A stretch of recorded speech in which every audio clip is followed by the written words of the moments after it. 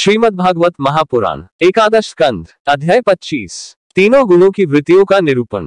भगवान श्री कृष्ण कहते हैं, पुरुष प्रवर उद्धव जी, प्रत्येक व्यक्ति में अलग अलग गुणों का प्रकाश होता है, उनके कारण प्राणियों के स्वभाव में भी भेद हो जाता है। अब मैं बतलाता हूँ कि किस गुण से कैसा कैसा स्वभाव बनता है, तुम सावधानी से सुनो। सत्वगुण की वृत्तियां हैं शम, मन, संयम, दम, इंद्रिय निग्रह, तितिक्षा, सहिष्णुता, विवेक, तप, सत्य, दया, स्मृति, संतोष, त्याग, विषयों के प्रति अनिच्छा, श्रद्धा, लज्जा, पाप करने में स्वाभाविक संकोच, आत्मरति, दान, विनय और सरलता आदि। रजोगुण की वृत्तियां हैं इच्छा, प्रयत्न, घमंड, तृष्णा, असंतोष, ऐठ्याकर्ण, देवताओं से धन आदि की याचना, भेद बुद्धि, विषय भोग, युद्धादि के लिए मज्जनित उत्साह, अपने यश में प्रेम, हास्य, पराक्रम और हठपूर्वक उद्योग करना आदि। तमोगुण की वृत्तियां हैं क्रोध, असहिष्णुता, लोभ, मिथ्या भाषण, हिंसा, याचना, पाखंड, श्रम, कलह, शोक, मोह, विषाद, दीनता, निद्रा, आशा, भय और अकर्मण्यता आदि। इस प्रकार क्रम से सत्वगुण, रजोगुण और तमोगुण की अधिकांश वृत्तियों का पृथक पृथक वर्णन किया गया। अब उनके मेल से होने वाली वृत्तियों का वर्णन सुनो। उद्धव जी, मैं हूँ और यह मेरा है, इस प्रकार की बुद्धि में तीनों गुणों का मिश्रण है, जिन मन, शब्दादि विषय, इंद्रिय और प्राणों के कारण पूर्वोक्त वृत्तियों का उदय होता है। तो वे सब के सब सात्विक, राजस और तामस हैं। जब मनुष्य धर्म, अर्थ और काम में संलग्न रहता है, तब उसे सत्वगुण से श्रद्धा, रजोगुण से रति और तमोगुण से धन की प्राप्ति होती है। यह भी गुणों का मिश्रण ही है। जिस समय मनुष्य स्कंद कर्म, गृहस्थाश्रम और स्वधर्माचरण में अधिक प्रीति रखता है, उस समय भी उसमें तीनों का गुणों का मेल ही समझना चाहिए। मानसिक शांति और जितेंद्रियता आदि गुणों से सत्वगुणी पुरुष की, कामना आदि से रजोगुणी पुरुष की और क्रोध, हिंसा आदि से तमोगुणी पुरुष की पहचान करे। पुरुष हो चाहे स्त्री, जब वह निष्काम होकर अपने नित्य नैमित्तिक कर्मों द्वारा मेरी आराधना करे, तब उसे सत्वगुणी जानना चाहिए। सकाम भाव से अपने कर्मों के द्वारा मेरा भजन पूजन करने वाला रजोगुणी है, और जो अपने शत्रु की मृत्यु आदि के लिए मेरा भजन पूजन करे, उसे तमोगुणी समझना चाहिए। सत्व, रज और तम, इन तीनों गुणों का कारण जीव का चित्त है, उससे मेरा कोई संबंध नहीं है। इन्हीं गुणों के द्वारा जीव शरीर अथवा धन आदि में आसक्त होकर बंधन में पड़ जाता है। सत्वगुण प्रकाशक, निर्मल और शांत है। जिस समय वह रजोगुण और तमोगुण को दबाकर बढ़ता है, उस समय पुरुष सुख, धर्म और ज्ञान आदि का भाजन हो जाता है। रजोगुण भेदबुद्धि का कारण है, उसका स्वभाव है आसक्ति और प्रवृत्ति। जिस समय तमोगुण और सत्वगुण को दबाकर रजोगुण बढ़ता है, उस समय मनुष्य दैक, कर्म, यश और लक्ष्मी से संपन्न होता है। तमोगुण का स्वरूप है अज्ञान, उसका स्वभाव है आलस्य और बुद्धि की मूर्ता। जब वह बढ़कर सत्वगुण और रजोगुण को दबा लेता है, तब प्राणी तरह तरह की आशाएं करता है, शोक मोह में पड़ जाता है, हिंसा करने लगता है अथवा निद्रा आलस्य के वशीभूत होकर पड़ रहता है। जब चित्त प्रसन्न हो, इंद्रियां शांत हो, देह निर्भय हो और मन में आसक्ति न हो, तब सत्वगुण की वृद्धि समझनी चाहिए। सत्वगुण मेरी प्राप्ति का साधन है। जब काम करते करते जीव की बुद्धि चंचल, ज्ञानेंद्रियां असंतुष्ट, कर्मेंद्रियां विकारयुक्त, मन भ्रांत और शरीर अस्वस्थ हो जाए, तब समझना चाहिए कि रजोगुण जोर पकड़ रहा है। जब चित्त ज्ञानेंद्रियों के द्वारा शब्दादि विषयों को ठीक ठीक समझने में असमर्थ हो जाए और खिन्न होकर लीन होने लगे, मन सूना सा हो जाए तथा अज्ञान और विषाद की वृद्धि हो, तब समझना चाहिए कि तमोगुण वृद्धि पर है।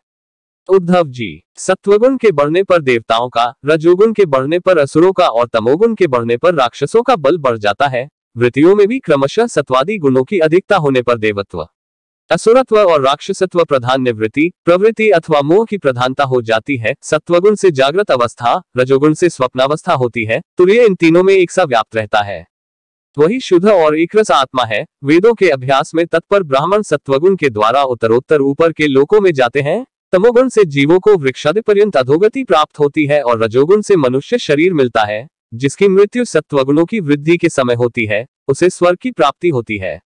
जिसकी रजोगुण की वृद्धि के समय होती है, उसे मनुष्य लोक मिलता है, और जो तमोगुण की वृद्धि के समय मरता है, उसे नरक की प्राप्ति होती है। परंतु जो पुरुष त्रिगुणातीत जीवन मुक्त हो गए हैं, उन्हें मेरी ही प्राप्ति होती है। जब अपने धर्म का आचरण मुझे समर्पित करके अथवा निष्काम भाव से किया जाता है, तब वह सात्विक होता है। जिस कर्म के अनुष्ठान में किसी फल की कामना रहती है, वह राजसिक होता है, और जिस कर्म में किसी को सताने अथवा दिखाने आदि का भाव रहता है, वह तामसिक होता है।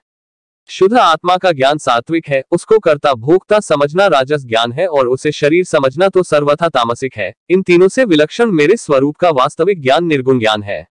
वन में रहना सात्विक निवास है, गांव में रहना राजस है, और जुआघर में रहना तामसिक है। इन सब से बढ़कर मेरे मंदिर में रहना निर्गुण निवास है। अनासक्त भाव से कर्म करने वाला सात्विक है। रागांध होकर कर्म करने वाला राजसिक है और पूर्वा पर विचार से रहित होकर करने वाला तामसिक है। इनके अतिरिक्त जो पुरुष केवल मेरी शरण में रहकर बिना अहंकार के कर्म करता है वह निर्गुण करता है। आत्मज्ञान विषयक श्रद्धा सात्विक श्रद्धा है, कर्म विषयक श्रद्धा राजस है और जो श्रद्धा अधर्म में होती है वह तामस है, तथा मेरी सेवा में जो श्रद्धा है वह निर्गुण श्रद्धा है। आरोग्यदायक, पवित्र और अनायास प्राप्त भोजन सात्विक है। रसनेन्द्रिय को रुचिकर और स्वाद की दृष्टि से युक्त आहार राजस है तथा दैय और अपवित्र आहार तामस है। अंतर्मुखता से आत्मचिंतन से प्राप्त होने वाला सुख सात्विक है। बहिर्मुखता से विषयों से प्राप्त होने वाला राजस है तथा अज्ञान और दीनता से प्राप्त होने वाला सुख तामस है। और जो सुख मुझसे मिलता है वह तो गुणातीत और अप्राकृत है। उद्धव जी, द्रव्य, वस्तु, देश, स्थान, फल, काल, ज्ञान, कर्म, कर्ता, श्रद्धा, अवस्था, देव, मनुष्य, तिर्यगादि शरीर और निष्ठा सभी त्रिगुणात्मक है। नर रत्न, पुरुष और प्रकृति के आश्रित जितने भी भाव हैं सभी गुणमय है। वे चाहे नेत्रादि इंद्रियों से अनुभव किए हुए हों, शास्त्रों के द्वारा लोक लोकांतरों के संबंध में सुने गए हों अथवा बुद्धि के द्वारा सोचे विचारे गए हों। जीव को जितनी भी योनियां अथवा गतियां प्राप्त होती हैं वे सब उनके गुणों और कर्मों के अनुसार ही होती हैं। हे सौम्य, सब के सब गुण चित्त से ही संबंध रखते हैं, इसलिए जीव उन्हें अनायास ही जीत सकता है। जो जीव उन पर विजय प्राप्त कर लेता है वह भक्ति योग के द्वारा मुझमें ही परिनिष्ठ हो जाता है और अंततः मेरा वास्तविक स्वरूप, जिसे मोक्ष भी कहते हैं, प्राप्त कर लेता है। यह मनुष्य शरीर बहुत दुर्लभ है। इसी शरीर में तत्वज्ञान और उसमें निष्ठारूप विज्ञान की प्राप्ति संभव है। इसलिए इसे पाकर बुद्धिमान पुरुषों को गुणों की आसक्ति हटाकर मेरा भजन करना चाहिए। विचारशील पुरुष को चाहिए कि बड़ी सावधानी से सत्वगुण के सेवन से रजोगुण और तमोगुण को जीत ले, इंद्रियों को वश में कर ले और मेरे स्वरूप को समझकर मेरे भजन में लग जाए। आसक्ति को लेश मात्र भी न रहने दे। योगयुक्ति से चित्तवृत्तियों को शांत करके निरपेक्षता के द्वारा सत्वगुण पर भी विजय प्राप्त कर ले।